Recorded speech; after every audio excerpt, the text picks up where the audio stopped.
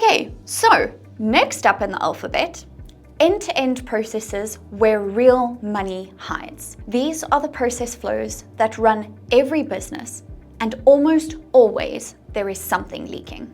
O to C, order to cash. It is everything from the moment that a customer places an order to the moment that the money hits your account. It sounds simple.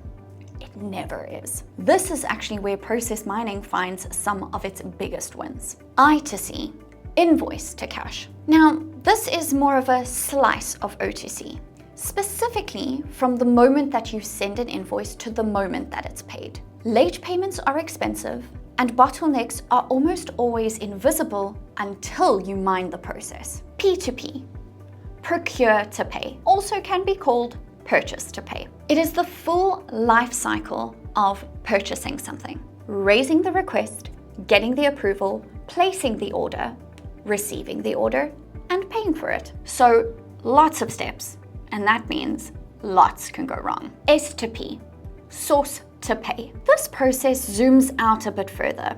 So it starts even before you know who to actually purchase from. So think supplier selection, negotiation, contracting, and then everything that P2P covers. Essentially, S2P is the full upstream picture. Now we've got two in one, AP and AR, accounts payable and accounts receivable, two sides of the same coin. AP is essentially the money going out, so you paying your suppliers.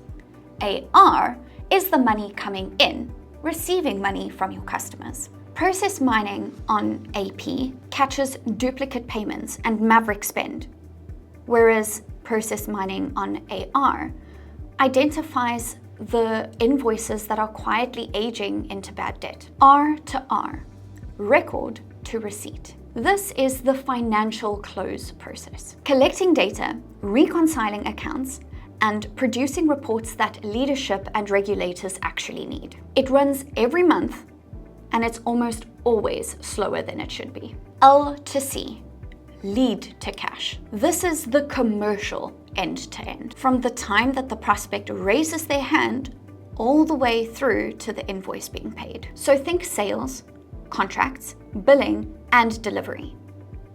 All one process, but often managed as four separate ones. H to R, hire to retire. This process covers the full employee lifecycle: recruiting, onboarding, managing, developing, and eventually offboarding someone. HR teams love to talk about the employee experience, and so process mining really shows you where that experience can break down. So, these were 8 processes, but they all have one thing in common.